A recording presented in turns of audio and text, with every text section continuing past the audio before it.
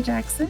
I am the Export Business Development Specialist here at our Arizona MBDA Export Center.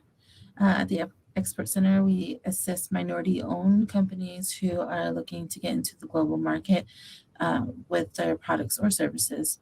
So how we're able to do this is we help with trainings, counseling, assisting with finding buyers and whatnot. And so trainings like today with our Trade Talks webinar, you can find us at our Native Edge Institutes called NEIs. We had one last week in South Sioux City, and we will be in Salt Lake City next week. We also hold our Reservation Economic Summit in the spring. This year will be March 11th through 14th, 2024. You can find us there. Also with different events with our rep partners like Exim Bank and U.S. Commercial Service. Today we are joined with William Fanjoy of USAID with the topic of Prosper Africa. William? Thanks, Kaya. Hello, everybody. Welcome to the talk. I'm Bill Fanjoy. My mother calls me William when I'm in trouble. I hope that as you trickle in today, that this becomes a discussion on trade and investment with Africa. I'm with Prosper Africa, which is a White House initiative that combines the resources of 17 agencies that work in trade and investment. But we are under the umbrella of USAID. And our focus is very simple. It's to increase two-way trade and investment. So let's start with that as our overall thesis. Two-way trade, what that means. So literally what that means is trade to Africa, so exports from the United States to Africa, and then trade from Africa to the United States. So that would, if you're an African company, that's supply coming in. If you're an American company, that would be exports going out, or also supply coming in, and supply chain. And why that's important, why two-way trade and investment is important, is multidimensional. Number one is it's what the United States requires after going through COVID and having lines of trade, historical lines of trade disrupted. We're now looking for supply and partners from all different places in the world.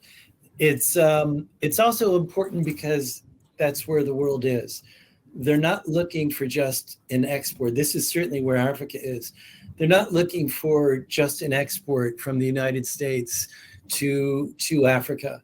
They're not looking for just development, a hand up. They're looking for a full engagement, a full relationship.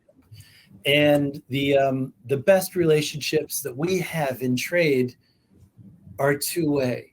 So, of course, focusing on the export from the United States, but then looking at that partner, not only in terms of, can I offer them terms, not pay on the barrel, but pay in 30 days. Here's the rate, here's the tenor. Not just financing, but also looking at what are the needs of that buyer. How do they want to grow as entrepreneurs, as businesses? And could we end up with a full circle 360-degree relationship where that buyer becomes a seller back to the United States? And if they are, then we've already developed a relationship, and we've created a relationship around standards, around a common industry. And so it's greater than just selling this one widget. And we start to begin to care about them as an entire ecosystem of trade. So normally when we go on a trade mission, where I met Kia, as we went to Ghana and Nigeria and South Africa, you look at how many trade deals did we do? How many exports did we line up from that deal? And if we're at a 50% rate, then that's a great trade mission. But in two-way trade and investment, we're looking for a great deal more than that. We would look for 150% success. So if we had 50 companies go, we'd assume that 50 companies would get about 25 exports, but there would also be relationships built for investment with those buyers. There would also be relationships built for reciprocating in supply back to the United States. So you would quickly build a success of 50% plus 50% plus another 50%. So that is how we actually do increase trade with Africa. We look at it in a two-way manner, and we also look at linking investment that would drive trade. So what are the sectors of opportunity in Africa? Well, of course, we're looking at the big ones that you probably know of: oil and gas, so energy, mining for that energy, infrastructure, ports. You're also looking at ICT. You're looking at climate, agriculture, and health. And there's another nuance to it as well, and that is that Africa is growing. They're growing into a middle class, and so as the United States grew into a middle class in the 40s and 50s, Africa is doing that now. So there are other areas that they will focus on that will seem more subsector-ish. So on this, and it comes out whenever we run a trade mission, and because only the companies who believe that they can actually sell their products or services go on these trade missions. So on this last trade mission that I went with with Kaya, we had two overwhelming sectors. One was ICT and cybersecurity. So this is obvious because Africa is building its backbone of a future on ICT, and they're protecting their information in their data through cybersecurity. So if they don't have a state-of-the-art ICT system, and they do, meaning they've got systems that have been in place for much longer than ours for buying an apple and transferring 10 cents from a person to a vendor. And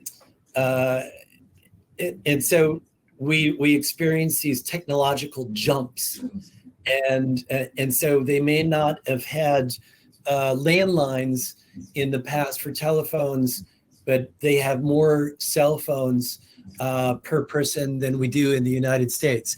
They may not have a physical bank right down the street. They may have not had a physical address in their villages, but now through the use of cell phones, they have both. They have banks that are available through their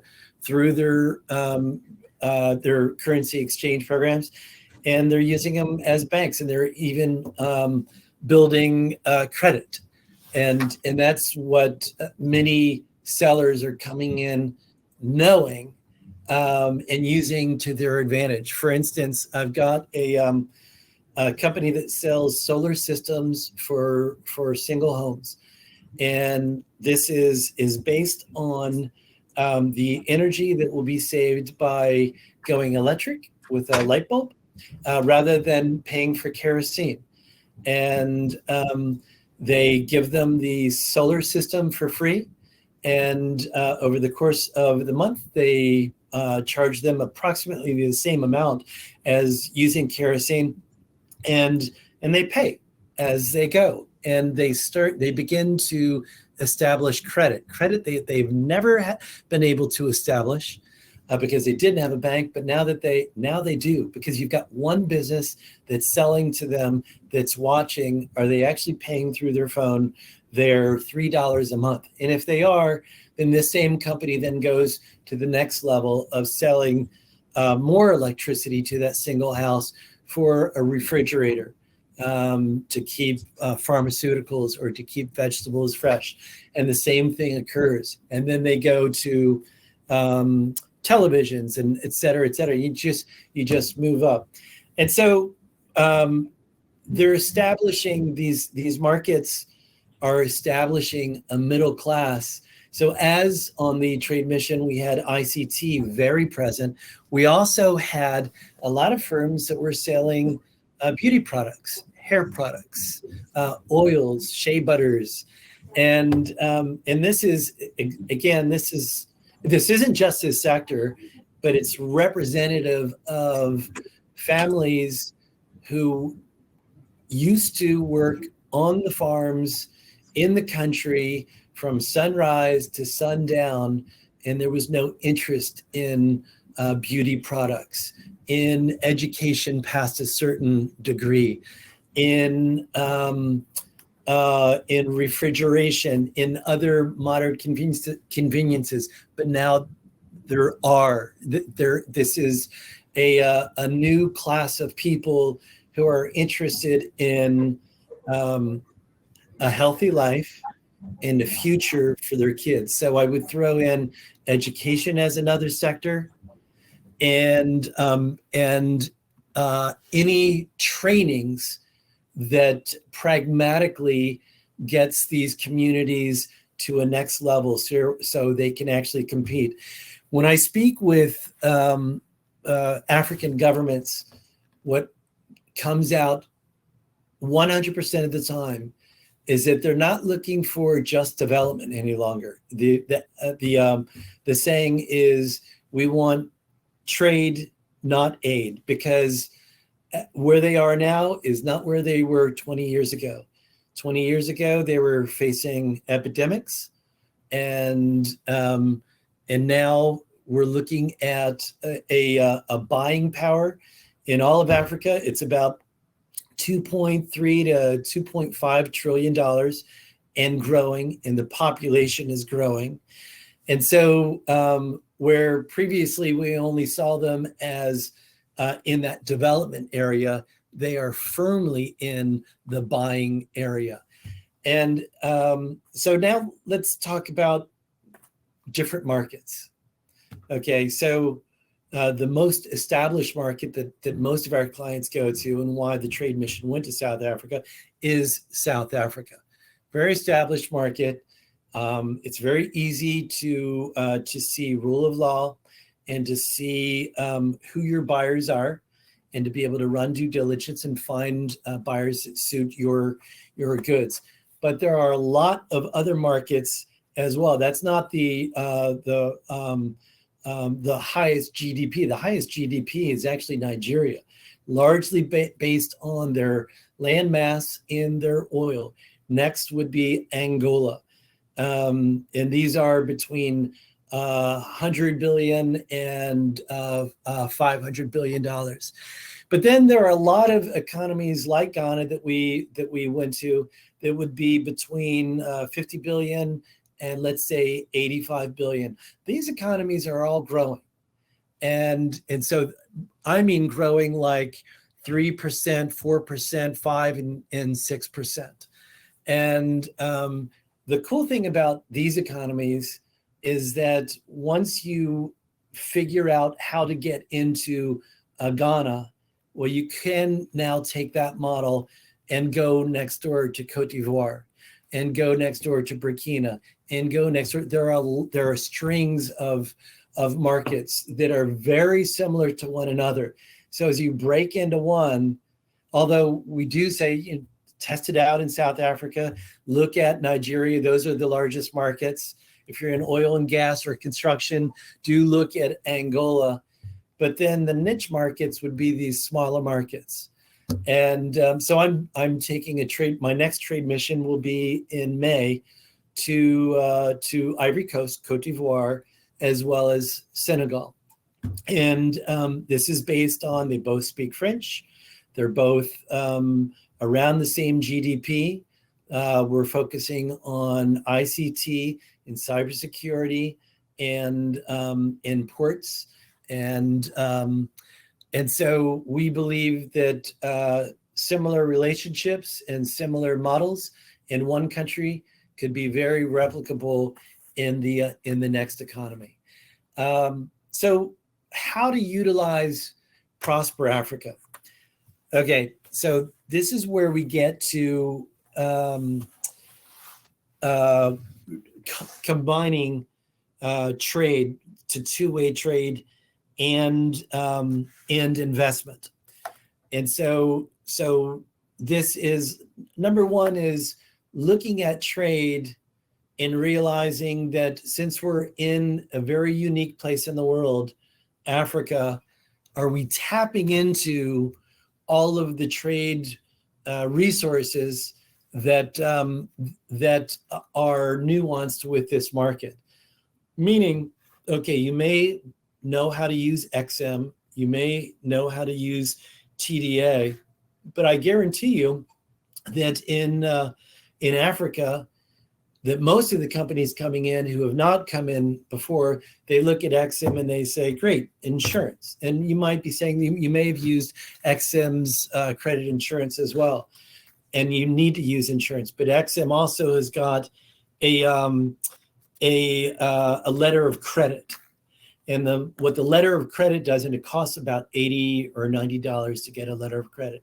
What that does is it tells the competition, and we're always looking at the competition. And I without pointing fingers, I will tell you, and you'll be saying to yourself, isn't the competition China? Because it is. And so how do you compete with a country that has several advantages? And one way is to come in with our financing also set, even though it's not concessionary financing as your competition will see, but it is terms. So you're coming in with terms. And what that sometimes does, not always, but with my clients, the first piece that they get is their letter of interest, either for a public sector tender or even a private sector deal. And it shows your competition, very often China, or very often one of the former colonial relationships, that USG, US government, is behind this deal. So they may not, there are a lot of deals that they're looking at as they see that, oh, this company has got XM behind them. Maybe I won't go after that deal because there are plenty of other deals to look at. So that's number one. Also, as you look at a letter of interest, if you're in the ICT field, you'll know that XM has got an 85% US content regulation. If you can prove competition from unfair competition that's coming in with concessionary financing, if you can provide evidence of that, they will lower that 85% US content regulation to 51%, because they do realize that that 85% US content rule is very difficult to abide by if you're in the ICT space. Another resource that we go to is the US Trade and Development Agency. So of course they provide feasibility studies, and maybe you're accustomed to applying for a feasibility study for a port or a an infrastructure project. But TDA also has got a grant for training. It's called the training grant. And so again, this is when you can provide evidence that there's unfair competition. And in this situation, TDA wants to enhance the US offer by providing training for your African counterpart, normally to come back to the United States. And it may not be, here's the hammer, and so here's the training of how to use the hammer, but it may be something a little more added value of here's how to run a vocational training program using hand tools or something like that. So it's an added benefit of, we know that our hammer is $10 and theirs with your financing is going to be $9. But with our hammer, you also get training. You're going to come to the United States. And that seems like a small offer, but believe me, it's not. Africa is about relationships. And when I've spoken to Africans who are often looking at Asian relationships and why I should build a relationship with the United States, they've said, Bill, you know how many times I've been to China this year? 4 times. You know how many times I've been to the US? Today's the first day. And so they want more days like this, because at the end of the day, as you all know, trade is a contact sport, and you're entering into a long-term relationship. You better get to know. That's the most important piece of a solid transaction, is knowing that buyer or supplier as well as anyone. So building a training component into your offer is no small feat. At the same time, then, I would be looking at, again, caring about that buyer in terms of their growth. So through Prosper Africa, we've got relationships with all these other agencies, 17 of them in total, and they have mechanisms to help grow entrepreneurs. So one is the Academy for Women Entrepreneurs through the State Department. And these are trainings for women entrepreneurs. Another would be the YALI program, the Young Africa Leadership Initiative program. And that assists or trains a 700 participants from Africa a year to be trained at a U.S. university, and then to have a one-on-one with a company before they come back to the United States, or to be trained in one of the regional training hubs that AID has on the continent, or to be part of the entire YALI network on the continent. So these are African companies who are all vetted. Again, these seem like small pieces, but when you meet with your African partner and you're showing them, we've got resources for financing. We've got mechanisms and resources for you for training. And we want to train you as an entrepreneur. We want to move you up that value chain.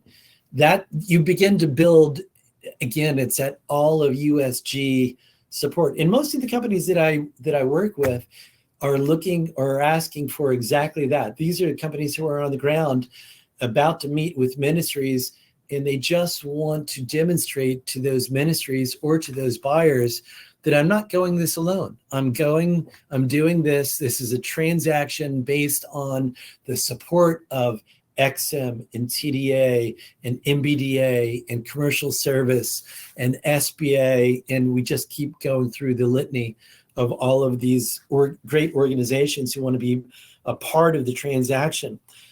Prosper Africa is very focused on de-siloing traditional development resources. So these are resources where development is over here. This is where we're helping Africa, and normally in health, in agriculture, in sustainability. And these are tremendous resources. And over here is trade. Well, they need to be combined. So let me give you an example. One is DIV. And we'll give this to you. You don't have to write it down. We'll give this to you at the end. I'll send this to Kia. And so DIV is Development Innovation Ventures. And so these are innovative technologies that will dramatically change life on the ground in Africa. So that's Bill, isn't that development? Yes, it's development, but it's also, again, I'll use the example of solar, a small solar company that I was working with in California that was that we found through the commercial service in an incubator. And it's a very, very small operation. And their expertise was setting up very small solar operations for standalone operations for schools. And their proposition was to set up very remotely in Ghana, where I was, a school so that they had enough energy to run computers, to run lights, to run all of the energy needs, water for the school. And so the application was for this first tranche, and it's up to $200,000 just to get your innovative technology on the ground and to set it up and to say, ta-da, I told you, isn't this great? But then coupled with the commercial service, we then did an expo to show the Ministry of Education, to show different schools in the area, to show different private sector potential partners what this looked like. We brought out the U.S. ambassador for the unveiling and for the expo of how it works with the entire school. And then the next tranche of DIV is to commercialize. So now that they know that this is great, how do we commercialize this? Because remember, this is not development and it's not based on donor dollars. This is private sector. So how to commercialize it. And I believe you'd have to go to the website, but I believe that then goes to around $2.5 million. And then it's how to scale it. And that goes to $10 million. Now, the likelihood of you getting this grant is very low, unless you've got a great technology where check those boxes. And then I'd say, then definitely check it out. And I do know companies who have applied and who have received this. If you apply, it's very transparent, the application process. So there's nothing I can do for you during the application process. But if you don't hear back from them or from any of the agencies who offer resources, yes, our job is to jump in there and say, hey, we've got a client who applied for your grant. Can you at least tell us where that is? So we can't supersede their system, but we can help iron out any kinks. And I do know from DIV that they can't talk to you during that process, but once they render an answer, even if it's a no, then you can begin to have dialogue. Why is it at a no? And that's great information to take forward, whether you're accessing DIV for your future or not. Another great resource on the ground is USAID itself. And so AID is working in training, working in sustainability, working with farmers groups, women's groups, health, agriculture, energy, community empowerment. And you might be saying, well, you didn't say how to sell a widget, but AID has been on the ground longer than any agency that the US government has, and has more boots on the ground. So I have numbers of companies who are looking for market intelligence. So, you said, I want to go, let's say Ghana. I want to go to Ghana. Now, Bill, what can you tell me about the Ghanaian market? I most likely would want you to have a discussion. If you are export ready, if you're contract ready, through your client manager, whether it's MBDA, another center, the commercial service, combination of these, and you're ready to go, and you need more information about which market in Ghana, and are you spot on? Chances are we would be talking to the commercial service, which is the overseas part of the U.S. Export Assistance Centers. But I'd also have you talking to USAID if it's one of their sectors. So agriculture, education. I had a company that, and it was with Ghana. And they were looking at developing a food for a nutritional purposes, plant-based meat substitute food, and you would know it if I told you the name. They're like, wow, I've had one of their burgers. And so they wanted to develop one of those foods in Ghana. So we had them 3 days later, we had them on the phone with commercial service, but also with AID who works with food and food scarcity.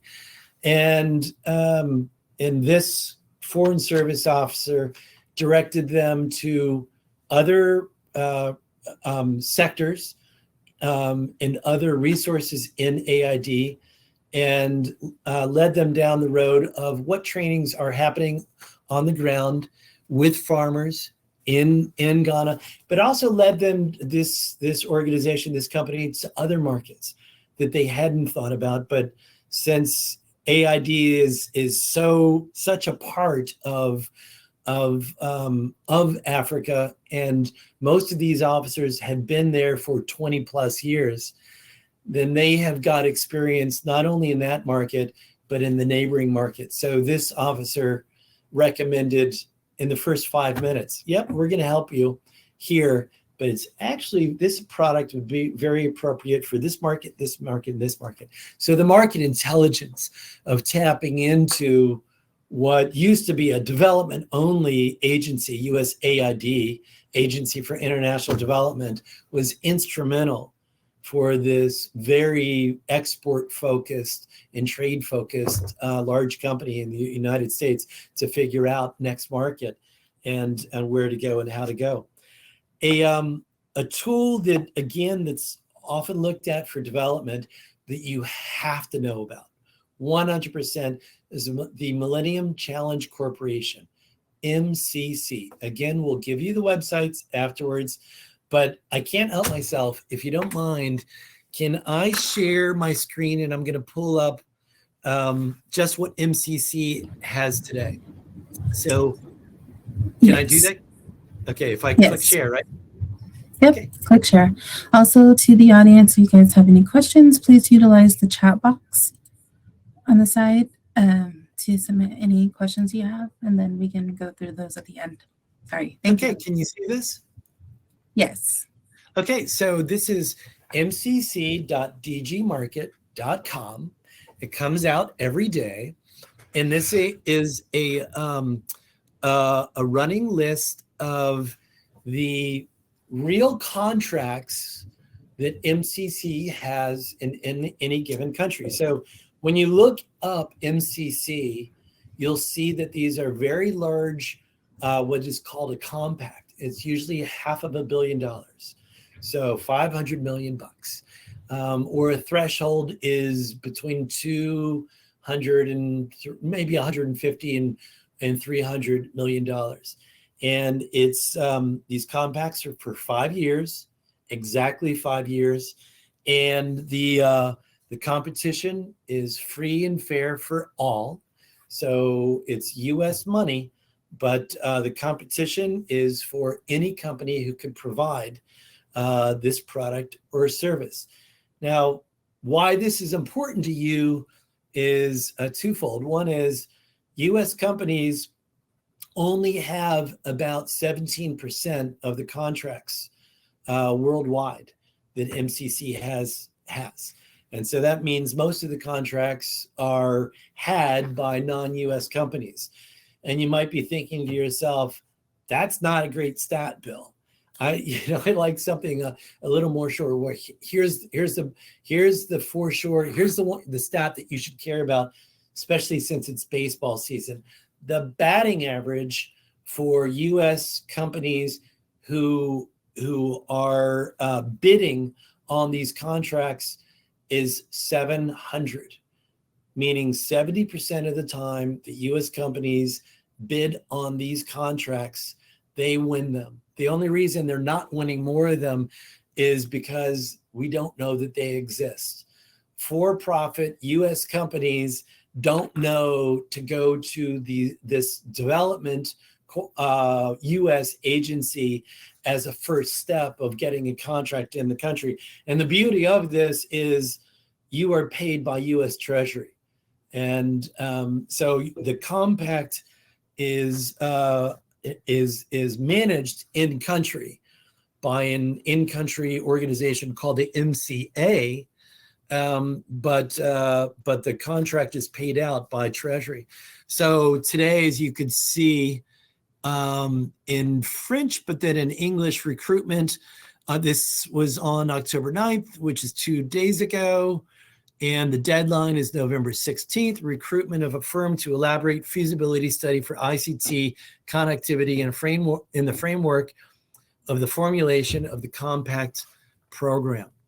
So I wanted to share that with you so that you could see that this is a tool that you should be looking at every day. You should look at where the compacts are and then where the contracts are for these compacts. And you do that through the website for MCC, okay, but also through this contract tool. The real element of value that I find for MCC is that MCC only works in countries that have been vetted for them by a third party. So this is not MCC deciding, but this is organizations who look at sustainability, who look at economic growth, who look at transparency, who look at a reduction of corruption, who et cetera, et cetera. So when they sign a compact, a 5-year deal in a country, you know that that country is open for business. So follow the money, but I would be following MCC of which countries they see are the ones that they deem are ones that they believe when they throw $500 million in 5 years, it will have made a great impact. So the offer, the next offer that I would throw out there to your buyers, and I don't know if you all saw me do this when we were on the ground in Ghana, but when I'm meeting with a buyer of an American good, we're also looking at that buyer in terms of a potential supplier. So when I went with these, I believe it was 24 companies and organizations. Out of those 24, which were, I'm going to sell a U.S.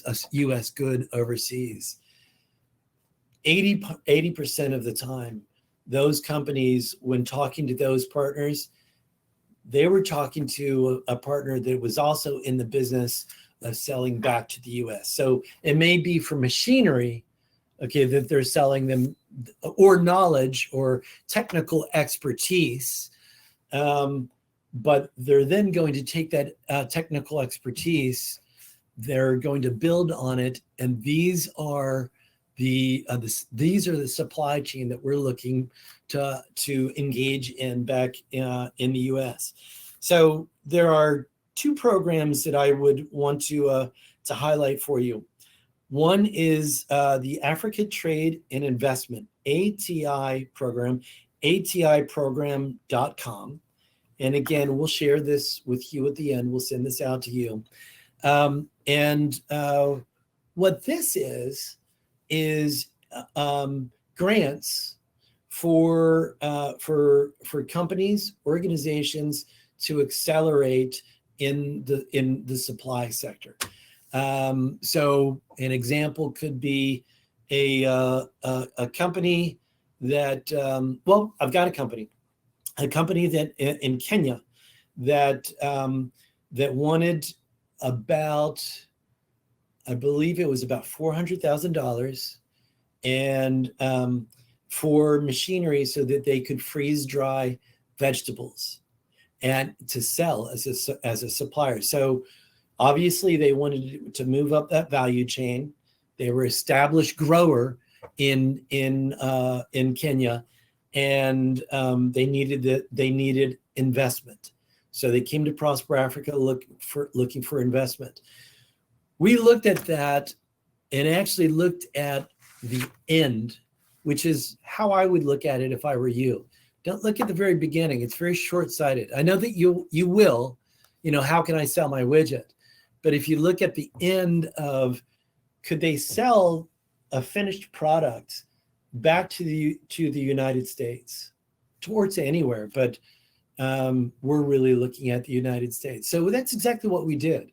We actually had a discussion very early on with a buyer, an off-taker is what we call these buyers, who was looking for freeze-dried vegetables. So this is Prosper Africa in a nutshell. They were looking for freeze-dried vegetables because their supply chain that had come from Asia was not as strong and not as certain as it had been in the past. So they were looking for new supply chain.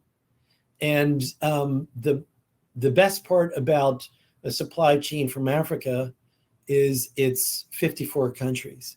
So it's like diverse fund. One stock goes down, but another one goes up. And so if you're getting your source from one country and for one reason or another, it slows down, you can count on it from other countries as well. So that's what this company outside of Chicago was looking for. So we put the company that was a grower in Kenya on the line with the commercial service, with MBDA actually from Chicago, with Prosper Africa and with the off-taker, the U.S. company, and discussed what does the specification of this product, of this end product look like? And now you start working your way forward, okay, in order to create, to make that specific off-taker product, what equipment is needed. And so this company knew exactly what the machinery was, and that it's sold most of the time from Asia at, let's say, 70% of what it would cost to buy it in the United States. But that's okay because, as you know, we work with XM to form a stronger relationship for that sale, and TDA, as I spoke about in the beginning, or SBA. So there are ways that we can enhance that 100% to get to their 70%. And so we're looking at getting the machinery from the United States. Once we have we've secured the financing of the 400K. And let me get back to the 400K. Where does that come from? Well, it comes from both that ATI mechanism, or a piece of it could come from that ATI mechanism. It could also come from the private sector. So when we create a source of funds, we begin to reduce the risk for private sector to jump in and say, hey, I want a part of that as well. And that's why we've got an investment side of Prosper Africa that does do that. We look at projects that are feasible, that are important, and we look at the public sector instruments such as U.S.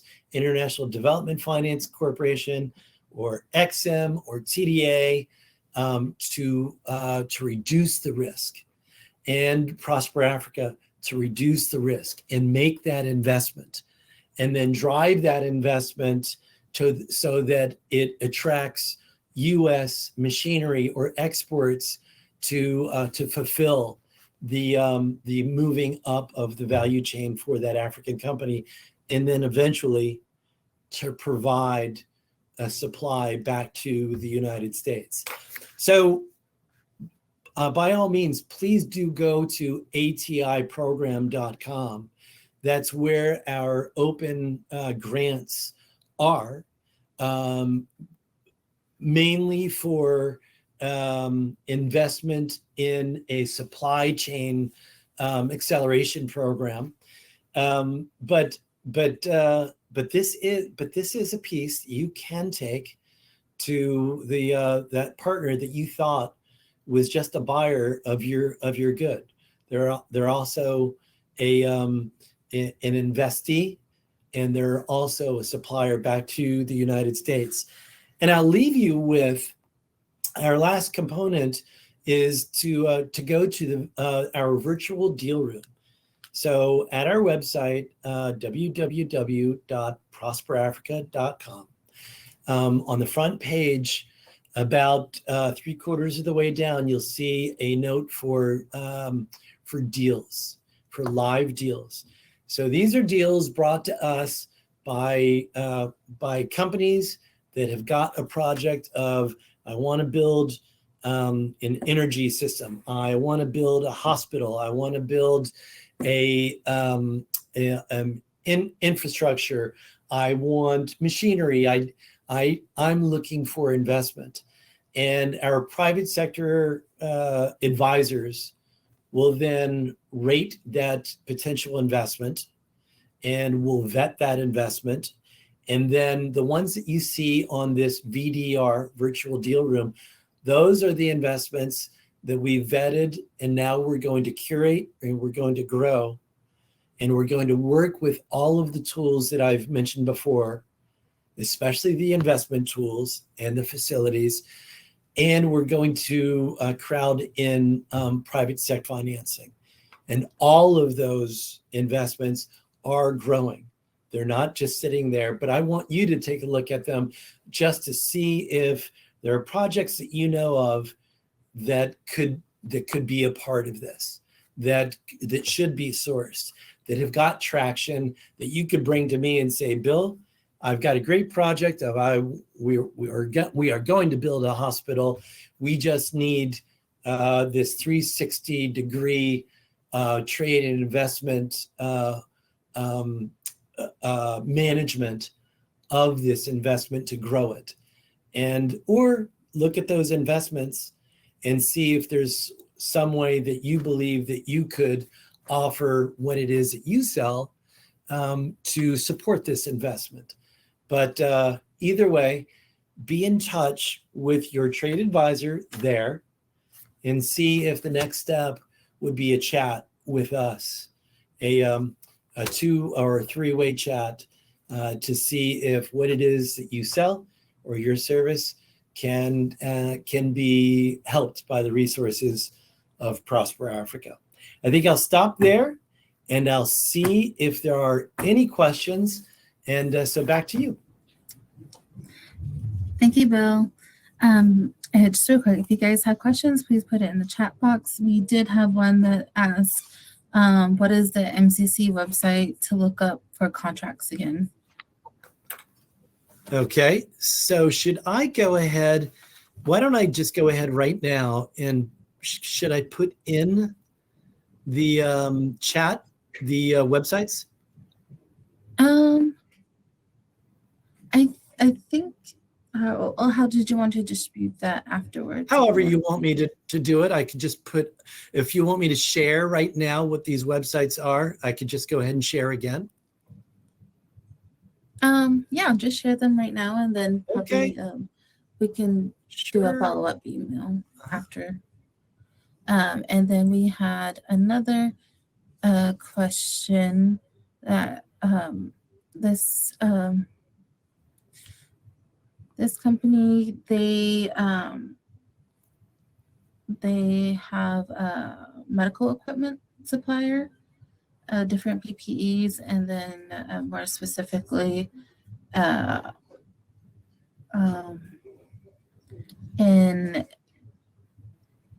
analyte generator, and so they're wondering if that was any interest in any of the markets within Africa. Okay.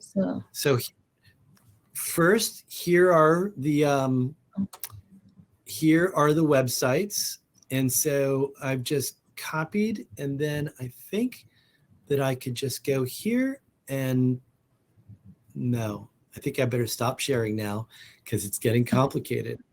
And but in the chats, I should be able to paste it, right? Yep, I sure can. Okay. So there they are. And can you give me that question one more time Yes. about the generators and medical equipment? Yes. So one of the companies that are here, he sells medical equipment. So he's a medical equipment supplier.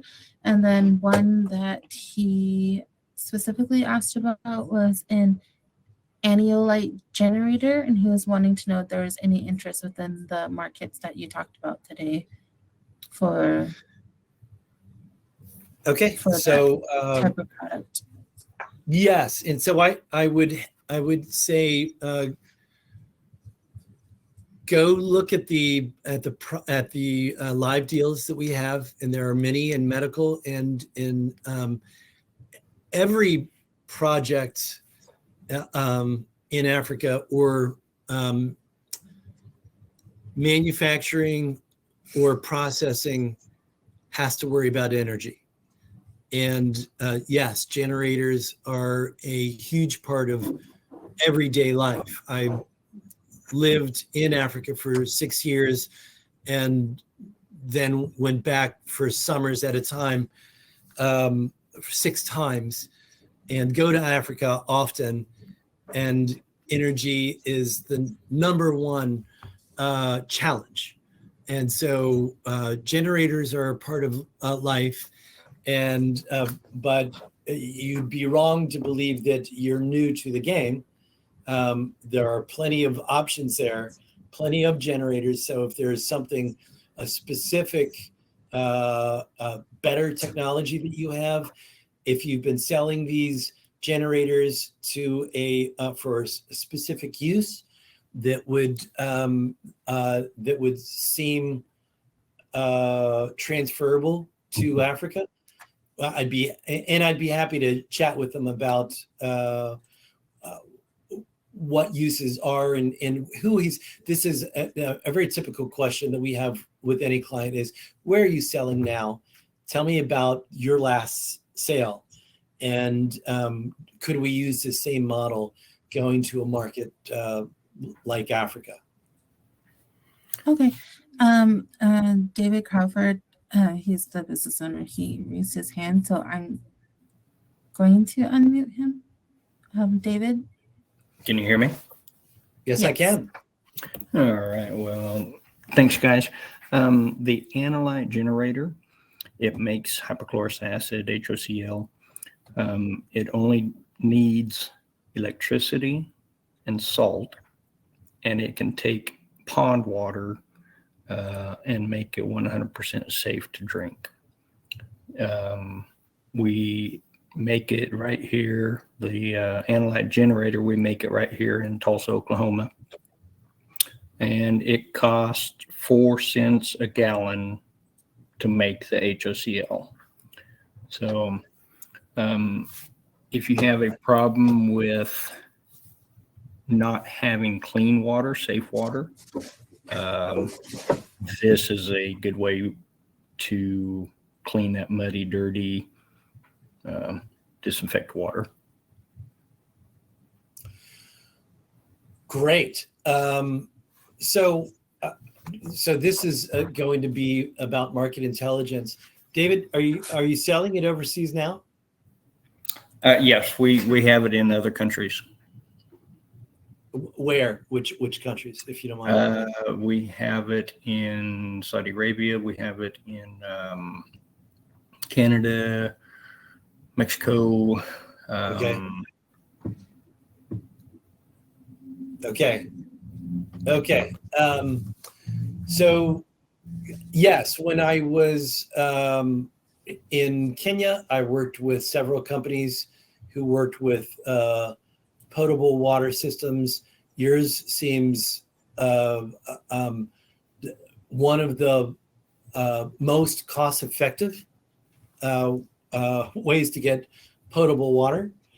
And so I can't tell you right now. It would take some market intelligence, and I would say that that's the next step for looking at which markets. Let's look at which country, but certainly then having a discussion if you target 2 or 3 countries, and then having a discussion with the AID, with the commercial section on the ground of what they believe, who they believe could be the buyers. I'd be wanting to have a fact-finding mission trip for you to get the lay of the land once you focus in on some countries. So top 10, Melissa. So top 10 products and services needed. Sure. I will tell you that number one would be anything related to ICT and the backbone of their ICT networks. So I spoke about cybersecurity. And so I've got a company called Cybastion that is a very small company from Washington, D.C. that provides cybersecurity, and I helped them get into Burkina Faso about 2.5 years ago, and now they're in, and that was an $80 million cybersecurity data center utilizing Cisco systems as their equipment providers, which is what many companies do. And after that $80 million deal, they then signed about 10 deals in 7 countries, and they're up to about $700 million of contracts. They spend all of their time on the continent. They're a good example of a company where the need was there, cybersecurity was the need, and their expertise was there, and they focused in on one country, knew that there was a need, and then they built a consortium of companies, beginning with Cisco Systems, but they had about 25 other U.S. companies that provided lots of different pieces, niches for the entire data center. And so we tapped into TDA training grants, we tapped into XM, we tapped into Department of Commerce advocacy, econ section using State Department's YALI program, trainings back here at NC State. So it was not just one service that we provided for them to get that first contract, but after we built up all of that USG in a sector where they were going to be competitive and they won it, we then replicated that in the next country, and the next country, and the next country. And so I'd say, yeah, the top would be would certainly be ICT. The second would be anything dealing with energy. So I'm working with a lot of companies who work with hydro dams, who work with solar energy. I've got I can share with you, Kia, I will do this. I'll send to you a list of our projects that were our commitments for the U.S. Africa Leaders Summit that we led this past December. Because from that, we worked with 100 different companies on about over $15 billion of transaction commitments. So in that, you would see a company called Symbian, MyHydro Symbian, that has 23 hydro dams in the Democratic Republic of Congo. You would see Rife International working with ag programs and I believe that was in Uganda. You would see hospitals being built in Ivory Coast with GE Health. And then you would see a Corral Bridge working with another financer that we work with in Angola doing, I believe they're doing about 75 bridges. So infrastructure, ICT, energy, as I stated before, any products related to an emerging middle class, education, machinery required for manufacturing. So Prosper Africa is fully in the business of creating processing or supporting processing in Africa for supply chain. And so what is the machinery required? How do we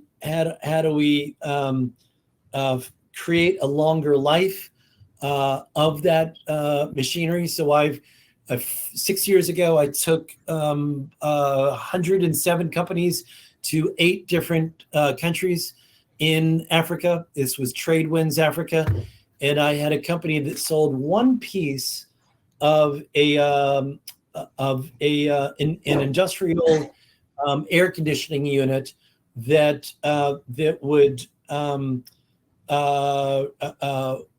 create a fix for a problem that they knew that the machinery had, and it was just providing what they knew that they needed in time before the machines broke down.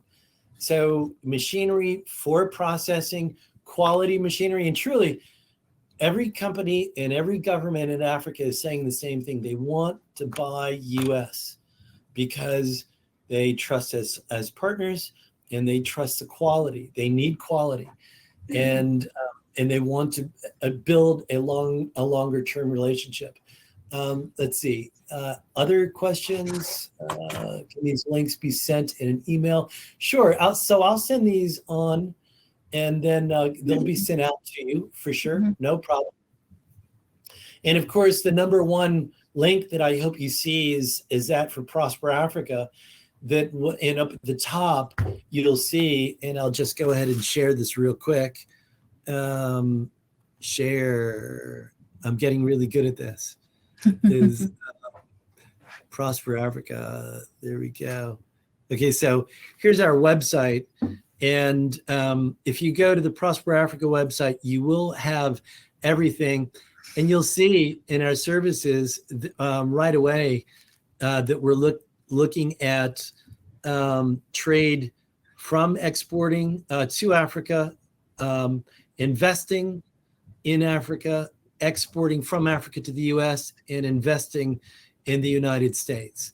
So by all means, go to this website, our Prosper Africa website, as your first stop, and that will get you to everything that I've been talking about today. Awesome. Well, thank you so much, Bill. A lot of good information shared here today.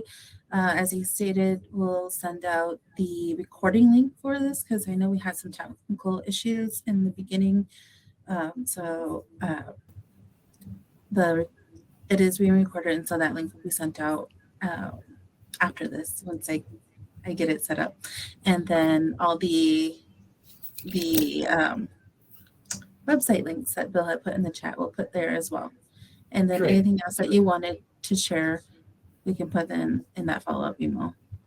Wonderful. Other than that, thank you guys for joining us today. Our next Trade Talks will be November 14th, and that is going to be with the American Indian Arts and Crafts Board to talk about trademarking with the arts. So if you're interested in that, join us for that. If not, Res is on its way. So that would be March 11th through 14th. And these next couple of days, I think there's 4 days left of the lowest fare that is being offered. So if you like you can go to our website at www.ncaied.org for more information on that. And thank you. Thank you for joining us.